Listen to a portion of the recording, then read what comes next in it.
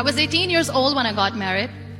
I belonged to a very conservative family, a Baloch family, where good daughters never say no to their parents.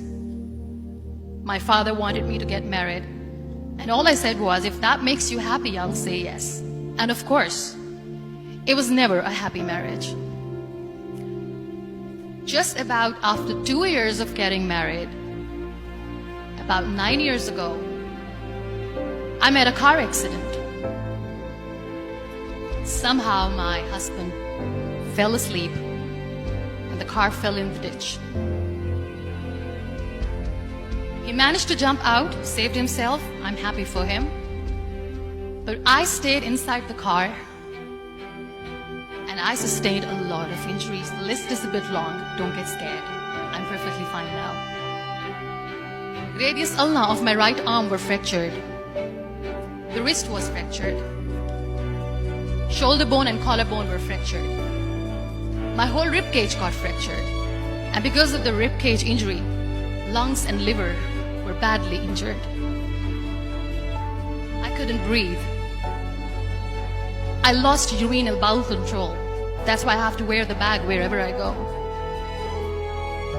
But that injury that changed me and my life completely as a person and my perception towards living my life was the spine injury. 3 vertebrae of my backbone were completely crushed and I got paralyzed for the rest of my life. So this accident took place in a far-flung area in the outskirts of a very small province, Balochistan, where there was no first aid, no hospital, no ambulance. I was in the middle of nowhere in that toppled car. Many people came to rescue. They gave me CPR. They dragged me out of the car.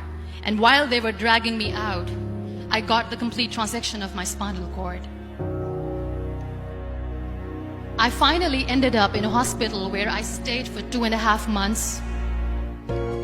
I underwent multiple surgeries.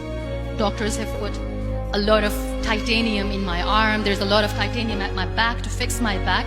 That's why people in Pakistan call me the Iron Lady of Pakistan.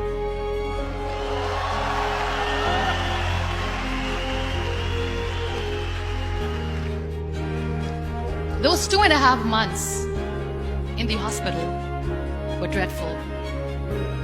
I will not make up stories just to inspire you. I was at the verge of despair. One day, doctor came to me and he said, well, I heard that you wanted to be an artist, but you ended up being a housewife. I have a bad news for you. You won't be able to paint again because your wrist and your arm are so deformed, you won't be able to hold a pen again. And I stayed quiet. Next day, doctor came to me and said, your spine injury is so bad, you won't be able to walk again. I took a deep breath and I said, it's all right. The next day, doctor came to me and said, because of your spine injury and the fixation that you have in your back, you won't be able to give birth to a child again. That day, I was devastated. I still remember, I asked my mother, why me? And that is where I started to question my existence. Why am I even alive? What's the point of living? I cannot walk, I cannot paint, fine. I cannot be a mother. And we have this thing in our heads, being women, that we are incomplete without having children. I am going to be an incomplete woman for the rest of my life. What's the point? So my mother said to me, this too shall pass.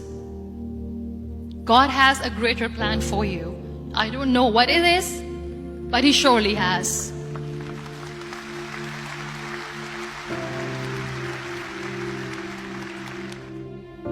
So what kept me going was, one day I asked my brothers, I know I have a deformed hand, but I'm tired of looking at these white walls in the hospital and wearing these white scrubs. I'm getting tired of this. I want to add more colors to my life. I want to do something. Bring me some colors. Bring me some small canvas. I want to paint. So the very first painting I made was on my deathbed, where I painted for the very first time.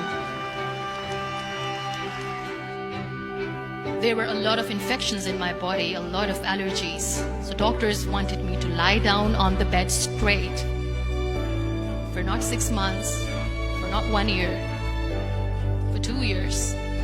I was bedridden, confined in that one room, looking outside the window, listening to the birds chirping, and thinking maybe there will be a time when we'll be going out with the family and enjoying the nature. That was the time where I realized how lucky people are, but they don't realize. And you know how it all began? That day I decided that I'm going to fight my fears. We all have fears. Fear of unknown, fear of known, fear of losing people, fear of losing health, money. We want to excel in career, we want to become famous, we want to get money. We are scared all the time. So I wrote down one by one all those fears. And I decided that I'm going to overcome these fears one at a time. You know what was my biggest fear? Divorce. It didn't work. But the day I decided that this is nothing but my fear, I liberated myself by setting him free. And I made myself emotionally so strong that the day I got the news that he's getting married, I sent him a text that I'm so happy for you and I wish you all the best. And he knows that I pray for him today.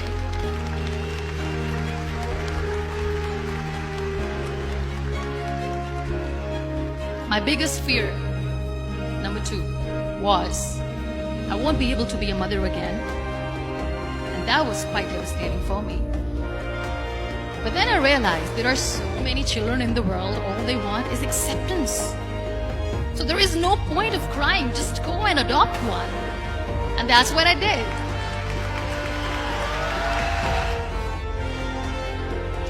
So when you accept yourself the way you are, the world recognizes you.